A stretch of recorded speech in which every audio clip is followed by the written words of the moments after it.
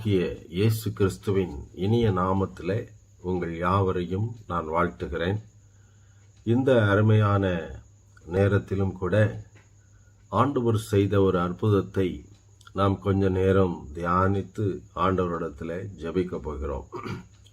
அது மார்க் எழுதின சுவிசேஷம் 1வது அதிகாரம் 21வது வசனத்திலிருந்து 28வது வசனம் வரைக்கும் உள்ள அந்த வேத பகுதி. இந்த வேத பகுதியிலே ஆண்டவர் கப்பர்நகூம் என்கிற ஊருக்கு கடந்து செல்லுகிறார். அங்கே ஒரு ஓய்வு நாளிலே ஜெப ஆலயத்தில் பிரவேசித்து போதகம் பண்ணுகிறார். இதுதான் சூழ்நிலை. இந்த சூழ்நிலையிலே அவருடைய போதனை எப்படிப்பட்டதாக இருக்கிறது அப்படின்னு சொன்னால் 22வது வசனம் சொல்லுகிறது, அவர் வேத பாரகரை போல போதியாமல் அதிகாரமுடையவராய் அவர்களுக்கு போதித்தபடியினால் அவருடைய போதகத்தை குறித்து ஜனங்கள் ஆச்சரியப்பட்டார்கள்.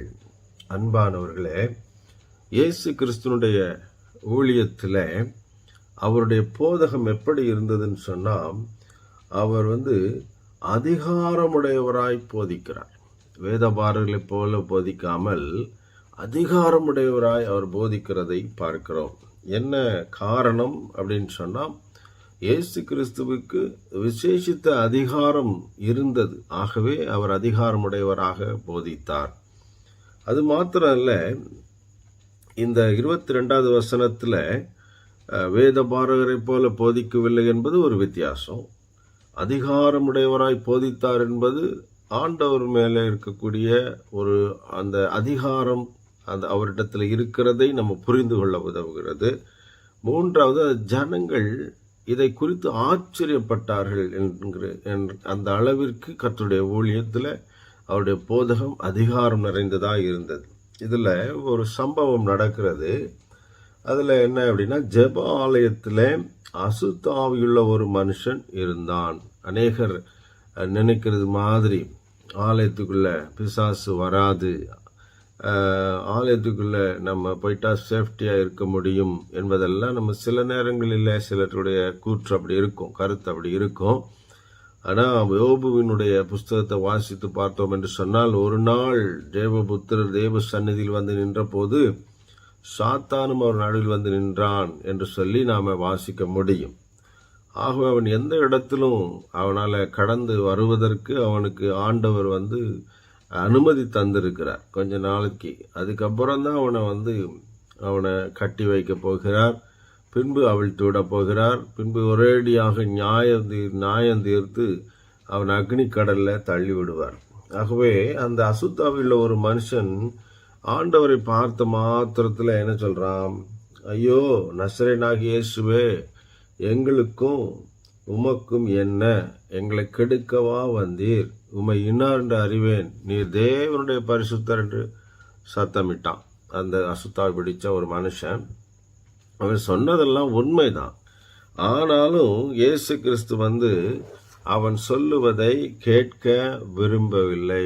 நான் ஒரு நாள் இது மாதிரி யூடியூப்பில் ஒரு தேவனுடைய ஒரு ஊழியக்காருடைய ஊழியத்தை கவனித்து கொண்டிருந்தேன். அது ஒரு நிறைய பிசாசுகள் எல்லாம் விரட்டிக்கிட்டு இருந்தார். அதில் ஒரு பிசாசு பிடித்த மனிதன் என்ன சொன்னான்னு சொன்னால், அந்த பிசாசை விரட்டின அந்த ஊழியக்காருடைய மேன்மையை எடுத்து சொல்லிக்கிட்டு இருந்தான். இவர் பவர்ஃபுல்லானவர், மற்ற இடங்களெல்லாம் நான் ஏமாற்றிட்டேன், உன்னைய நான் ஏமாற்ற முடியலை அப்படின்னு சொன்ன உடனே அந்த ஊழியக்காரர் மறுபடி என்ன செஞ்சார்னா, அதே விதமாய் சொல்ல வைத்தார். எதுக்காக அப்படின்னு சொன்னால், அவரை கவனித்து கொண்டிருக்கிற ஜனங்கள் தன்னுடைய கிரேட்னஸை புரிந்து கொள்ள வேண்டும் என்பதற்காக. இது இயேசு கிறிஸ்துடைய ஊழியத்தில் அப்படிப்பட்ட ஒரு சீப் டாக்டிக்ஸ் எல்லாம் நடக்கல பாருங்க. அவர் முதல்ல பிசாசு அப்படி சொல்லுகிறத அவர் விரும்பவே இல்லை. அவன் பேசுகிறத கேட்கவே விரும்பவில்லை, ஏற்றுக்கொள்ள விரும்பவில்லை. அது மாத்திரல்ல, பிசாசினால் உண்டாகிற கீர்த்தியை அவர் விரும்பவில்லை. பிசாசு தன்னை தேவனுடைய பரிசுத்தர் என்று அடையாளம் கண்டுபிடித்து சொன்னதை அவர் பெரிதுபடுத்தவே இல்லை. அவர் உடனே சொல்றார், நீ பேசாமல் இவனை விட்டு புறப்பட்டு போ என்று அதை அதற்றினார். எந்த இடத்துலையும் பிசாசு சொல்லுகிறதுக்கு கீழ்ப்படிந்து இயேசு கிறிஸ்து நடந்ததாக நீங்கள் வாசிக்கவே முடியாது. ஒரே ஒரு இடத்துல மாத்திரம் நாங்கள் அந்த பன்றி கூட்டத்துக்குள்ளே போகிறதுக்கு அனுமதிங்கள்னு சொல்லி ரிக்வஸ்ட் பண்ணதுனால இந்த மனுஷன் விடுவிக்கப்படும் பொருட்டு போங்க என்று சொன்ன உடனே அது போய்விட்டது. அருமையானவரே, உடனே அந்த அசுத்தாவி அவனை அலைக்கழித்து மிகுந்த சத்தமிட்டு அவனை விட்டு போய்விட்டது. இப்போ மறுபடியும் 27வது வசனத்தை நீங்கள் வாசித்து பார்க்கும் பொழுது அங்கே பாருங்கள், எல்லாரும் ஆச்சரியப்பட்டு இது என்ன, இந்த புதிய உபதேசம் எப்படிப்பட்டது, அவர் அதிகாரத்தோடு அசுத்தாவிகளுக்கும் கட்டளையிடுகிறார், அவைகள் இவருக்கு கீழ்ப்படுகிறதே என்று தங்களுக்குள்ளே ஒருவரோடொருவர் சொல்லிக் கொண்டார்கள். ஆகவே இந்த இயேசு கிறிஸ்துடைய உபதேசமானது பழைய ஏற்பாட்டிலே அதை தொடர்ந்து வருகிற வேதபாரர்களுடைய உபதேசமாய் அதை மாதிரி இராதபடிக்கு ஒரு புதிய வகையான உபதேசமாய் இருக்கிறது. என்ன புதிய வகையான உபதேசம்? அதிகாரத்தோடு அசுத்தாவிகளுக்கு கட்டளையிடுகிறார், அவைகளும் அவருக்கு கீழ்ப்படுகின்றன. அப்போ அங்க ஒரு வல்லமையான ஒரு செயல் செய்யப்படுகிறது, பிசாசுகள் விரட்டப்படுகிறது. அப்போ அது ஒரு அற்புதம், அது ஒரு அடையாளம். ஆகவே ஜனங்கள் ஆச்சரியப்படுகிறார்கள் என்று சொல்லி பார்க்கிறோம். அருமையான கடவுளுடைய பிள்ளைகளே, தேவனுடைய பிள்ளைகளே, நாம் புரிந்து கொள்ள வேண்டிய ஒரு ரகசியம் இதில் இருக்கிறது. என்ன அப்படின்னு சொன்னால், the authority of Jesus Christ, இயேசு கிறிஸ்துவனுடைய அதிகாரம்.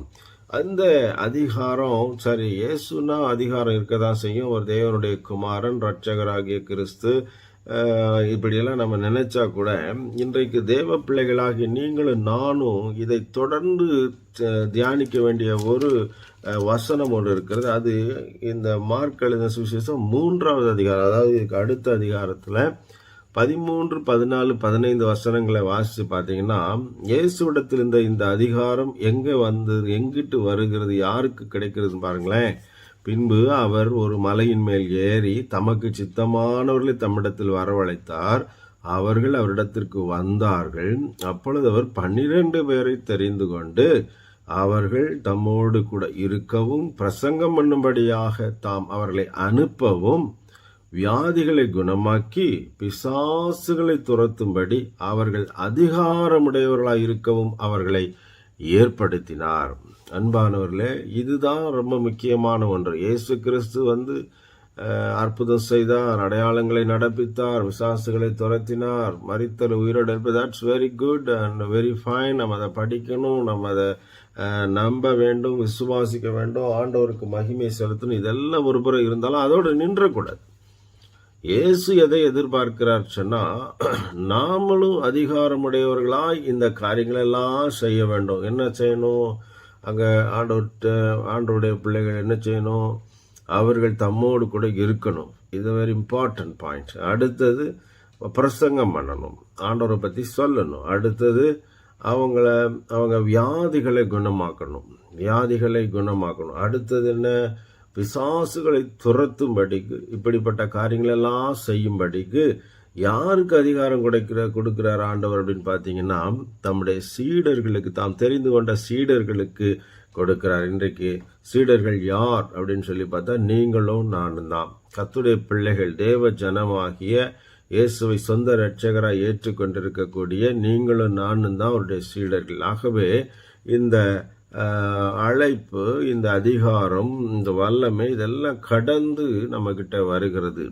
ஆகவே எனக்கு அன்பான தேவனுடைய பிள்ளைகளே, நாம் இதை புரிந்து கொள்ள வேண்டும். அது மாத்திரம் அல்ல, நாம இந்த இயேசு கிறிஸ்துவனுடைய ஊழியத்தை போலவே நாமும் கூட நம்ம தைரியமாக வேத வசனங்களை நம்ம நல்ல ஜாக்கிரதையாக சுவிசேஷத்தை அறிவிக்க வேண்டும்.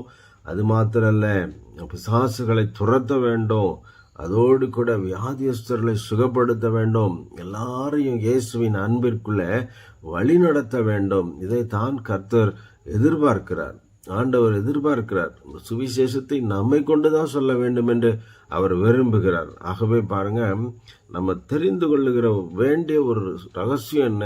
பிசாசுகளும் இவருக்கு கீழ்ப்படுகின்றதே என்கிறது போல எல்லாவற்றையும் தேவன் நமக்கு கீழ்ப்படுத்துகிறதை பார்க்கிறோம். கீழ்ப்படுத்துகிறது ஆதியாகமத்தில் ஏற்கனவே எல்லாத்தையும் கீழ்ப்படுத்தி கொடுத்தார். ஆனால் அங்கே நேர்ந்த பாவத்தினாலே, மீறுதலினாலே அந்த அதிகாரங்கள் கையை விட்டு போயிடுச்சு. மறுபடி இயேசு வந்து அந்த முந்தின ஆதாம் செய்த தவறை சரி செய்து இந்த பிந்தின ஆதாமாகிய இயேசு கிறிஸ்து மறுபடி அதிகாரங்களை தேவ பிள்ளைகளாகிய அவருடைய சீடர்களாகிய நமக்கு கொடுக்கிறார். அதை நாம் புரிந்து கொண்டு அதை விசுவாசித்து அதன்படி நாம் செயல்படும் பொழுது நிச்சயமாக நம்முடைய அந்த ஊழியத்தின் மூலமாக, சுவிசேஷ காரியங்கள் மூலமாக கர்த்தருடைய நாமம் மகிமைப்படும். ஜனங்கள் ரட்சிப்பை பெற்றுக்கொள்ளுவாங்க. நாமளும் கூட ரொம்ப மகிழ்ச்சியாக இருக்க முடியும். இதை நீங்கள் தொடர்ந்து நீங்கள் வாசித்தீங்கன்னு சொன்னால், இந்த மார்க் 1 அதிகாரத்தில் அது முதல் அவருடைய கீர்த்தி கலிலேயா நாடெங்கும் பிரசித்தமாயிற்று. இது தேவனால் உண்டாகிற ஒரு காரியமாக இருக்க வேண்டும். நாம ஒன்றை தேடிக்கொள்ளக்கூடாது, அதுவா நடக்கணும். சாமுவேல் ஒரு தீர்க்கதரிசி தான் என்று தான் முதல் பெயர்சேபா வரைக்கும் கர்த்தரே விளங்க பண்ணினார். சாமுவேல் ஒன்று விளம்பரம் பண்ணி கொள்ளவில்லை. அது மாதிரி இதெல்லாம் தேவனால் உண்டாகிற காரியமாயிருக்கிறது. ஆகவே எனக்கு அன்பானவர்களே, நாம் அதிகாரத்தோடு செயல்படுவோம். தேவனுடைய அன்பை விளங்க பண்ணுவோம். கர்த்தருடைய வல்லமை விளங்க பண்ணுவோம். அசுத்தாவிகளை துரத்துவோம். தேவனுடைய ராஜ்யத்தை நாம் இங்கே ஸ்தாபிப்போம். ஜெபம் செய்வோமா? பரிசுத்தமுள்ள நல்ல பிதாவே, இந்த நாளிலும் கூட நீர் எப்படி அதிகாரமுடையவராய் போதித்தீர் என்றும் அசுத்தாவிகளை துரத்தினீர் என்றும் அற்புதங்களை செய்தீர் என்றும் நாங்கள் தியானித்தோம். ஆண்டவரே, தொடர்ந்து நீர் எங்களுடைய வாழ்க்கையிலும் கூட அதே விதமான அதிகாரத்தை தந்திருக்கிறீர். நாங்கள் விசுவாசித்து அதன்படி ஊழியங்களை செய்யும் பொழுது, உம்முடைய நாமத்தை சொல்லும் பொழுது, சுவிசேஷத்தை அறிவிக்கும் பொழுது ஜனங்கள் ஆச்சரியப்பட்டு, ஆமேன், அது மாத்திரல்ல, பிசாசுகளெல்லாம் விலகி ஓடி அங்கே வியாதியெல்லாம் சுகமாகி உம்முடைய நாமம் மகிமைப்படுமே. அப்படியாக என்னோடு இணைந்து ஜெபிக்கிற ஒவ்வொருவரையும் நீங்கள் மாற்ற வேண்டும் என்று நான் ஜெபிக்கிறேன். தொட வேண்டும் என்று நான் ஜெபிக்கிறேன். பயன்படுத்த வேண்டும் என்று நான் ஜெபிக்கிறேன். உங்களுடைய தனிப்பட்ட விருப்பங்களையும் வாஞ்சைகளையும் கூட கர்த்தர் நிறைவேற்றுவீராக. நம்முடைய நாமம் இவர்கள் மூலமாய் மகிமைப்படுவதாக. தொடர்ந்து ஆசீர்வதியும், வழி நடத்தும், பேசும். ஆண்டவரே, நம்முடைய கிருபையை விளங்க பண்ணும். எங்களை தாழ்த்தி ஜெபிக்கிறோம் இயேசுவின் நாமத்தில் பிதாவே, ஆமேன், ஆமேன். அருமையானவர்களே, நாம் ஆண்டவரிடத்தில் ஜெபித்திருக்கிறோம். தேவனுடைய அதிகாரம் நமக்கு இருக்கிறது என்கிற உணர்வோடு நம்ம கிறிஸ்தவ வாழ்க்கையை வாழுவோம், ஊழியங்களை செய்வோம், ஆத்துமாக்களை நாம் வாரி எடுப்போம். கர்த்தருடைய நாமம் மகிமைப்படட்டும். கர்த்தர் உங்களை அதிகமாய் ஆசீர்வதிப்பாராக. ஆமேன்.